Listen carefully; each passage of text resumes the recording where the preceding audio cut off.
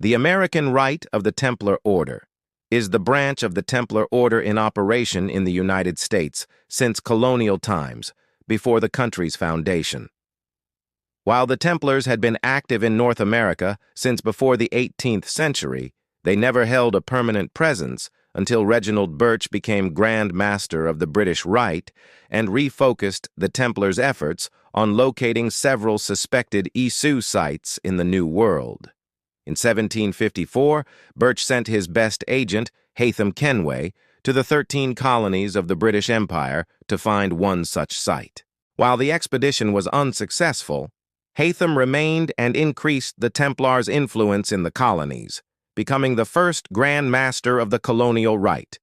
Despite being founded as an extension of the British Rite, the colonial Rite was still very much influenced by it and followed its teachings closely, although they did begin to chart their own course once the American Revolution broke out.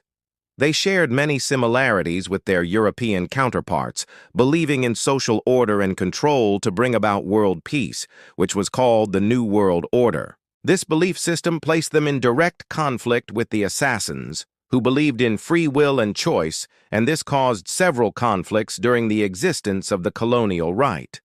The Templars maintained a vast network of resources and connections and primarily ran their operations out of New York City. They used buildings belonging to the Lodge of the Nine Sisters to store supplies and recruit new members. These members included people from all walks of life and social classes, as long as they shared the Templars' beliefs and were willing to do whatever it took to achieve their goals. Some of these members were even unaware that they were joining a secret organization. During the 7 Years' War, the colonial Rite aided the British Crown in defeating France and became engaged in a struggle for control of the colonies against the colonial Brotherhood of Assassins led by Achilles Davenport. The Templars were ultimately victorious after eliminating most of the colonial Brotherhood, mainly thanks to the efforts of the assassin-turned-Templar Shay Cormac. This victory allowed them to dominate the British colonies virtually unopposed. When the American Revolution broke out, the colonial Rite believed that the Templars should seek to peacefully secure the colony's independence from Great Britain in order to achieve their goal of creating a new world order. Their plans were sabotaged by the assassin Ratanake-Ton, whose actions eventually resulted in the American Revolutionary War. As the revived colonial Brotherhood under Ratanake-Ton allied itself with the Sons of Liberty and the Continental Army, the colonial Rite's leadership was systematically eliminated by the young assassin. After discovering that Ratanake-Ton was his son, Haytham attempted to secure a truce between the Templars and Assassins, but failed and was ultimately killed by his son. His second-in-command, Charles Lee, succeeded him as Grand Master, though only for a short time, as he also met his end at the blade of Ratanake-Ton. Following the creation of the United States, the colonial Rite reorganized itself into the American Rite prior to the French Revolution. According to one of the Templars' enemies, John Reeves, the first 3 crosses given by the Inner Sanctum to establish the American Rite were all members of the Bolden family. The Boldens were a wealthy family who lived in Philadelphia and New York and had made their money in shipping and trade. Their wealth and connections allowed them to move freely in high society, and they used this to their advantage, gathering intel and influencing people in positions of power. Although the exact nature of their activities is unknown, it can be inferred that they were involved in Templar activities in the colonies prior to the American Revolution. The earliest known Black Cross in the American Rite was Thomas Bolden, who was killed by Achilles Davenport, the leader of the colonial Brotherhood of Assassins, in 1754. After Davenport's death, his widow, Maria, inherited her father's fortune and became one of the wealthiest women in the colonies. She used her wealth to further Templar interests and became the lover of Haytham Kenway, a Templar agent sent to the colonies to find an Issue artifact known as the Peace of Eden. Haytham and Maria had a son named Connor Kenway, who would later become a member of the colonial Rite. The American Rite had contacts on both sides of the Parisian Rite. This allowed them to gather intel on the activities of the assassins in Europe and also provided them with a way to communicate with other Templars around the world. The Templars in America were generally more secretive than their European counterparts, as they were constantly aware of the threat posed by the assassins. By 1793, the American Rite had grown significantly and was able to exert considerable influence over the affairs of the young nation. Its members were involved in a wide range of activities, from politics and business to religion and science. Some of the most influential figures in American history were actually Templars. George Washington, the first president of the United States, was said to have been a member of the order, as was Alexander Hamilton, the first Secretary of the Treasury. Other members of the American Rite included Aaron Burr, the third Vice President of the United States, and John Marshall, the fourth Chief Justice of the United States. Although the American Rite was more secretive than its European counterpart, it still had to be careful not to draw too much attention to itself. It knew that the assassins were active in the United States and that they were constantly looking for any excuse to strike a blow against the Templars. For this reason, the American Rite often operated in the shadows, using front organizations and false identities to carry out its missions. During the early years of the American Rite, the Templars focused much of their attention on the acquisition of Isu artifacts. These artifacts were incredibly powerful and could be used to great effect if they fell into the right hands.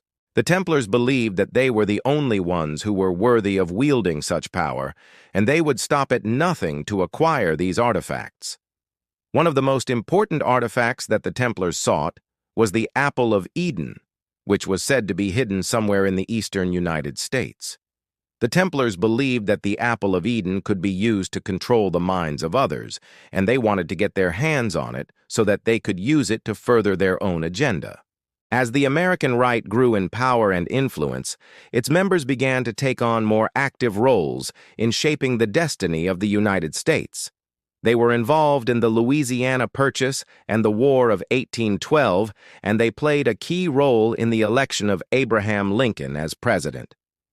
During the Civil War, the Templars supported the Confederacy, and they used their influence to try to ensure that the South would win the war. However, they were ultimately unsuccessful, and the Confederacy was defeated. After the Civil War, the Templars began to focus their attention on the growing threat posed by the assassins. The two groups had been rivals for centuries, and the competition was becoming increasingly fierce. The Templars knew that they had to take action to stop the assassins from gaining too much power, and they began to plan a counter-offensive.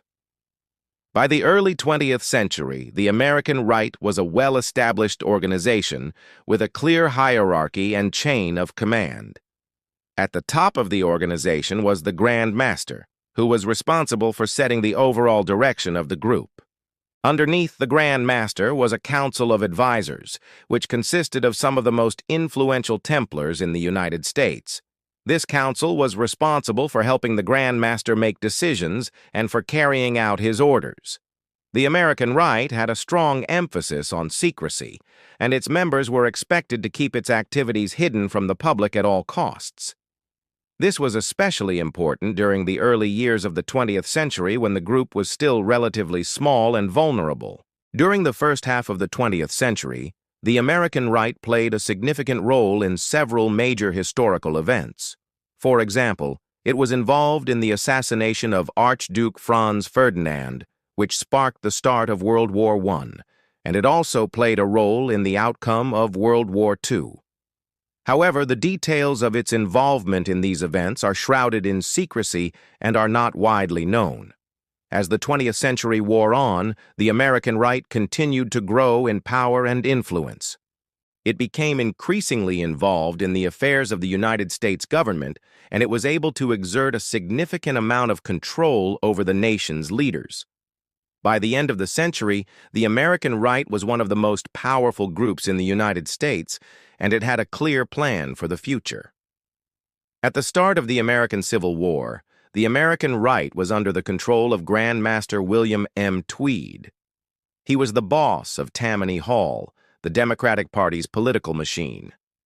Through this position, he had a lot of power over the government and was able to use it to further the goals of the Templar Order. Tweed wanted to create chaos in the political climate in order to reclaim power previously lost to the assassins during the American Revolution. He accomplished this by orchestrating the New York City draft riots of 1863, which resulted in the deaths of hundreds of people and the destruction of property worth millions of dollars. Tweed was successful in destabilizing the government and creating an environment where the Templars could thrive. Tweed's second term as Grand Master was marked by his efforts to secure the release of Haytham Kenway, who had been imprisoned by the assassins. Tweed believed that Kenway was a valuable asset to the Templar Order, and he wanted to bring him back into the fold.